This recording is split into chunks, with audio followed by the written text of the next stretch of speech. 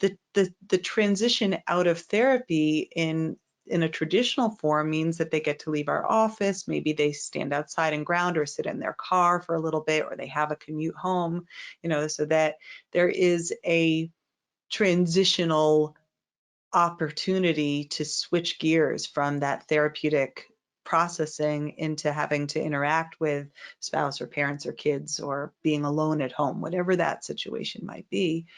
So when we don't take that time to transition at the end of therapy, what's happening is that clients are ending therapy and they're immediately in relationship to whatever's in their life. And that can be really disorienting or really stark, or sometimes if they've just been crying or just been really open, and then they go out and there's the chaos of the house, they can come back going like, I can't do this. I don't know how to go from that self state into having to deal with my family.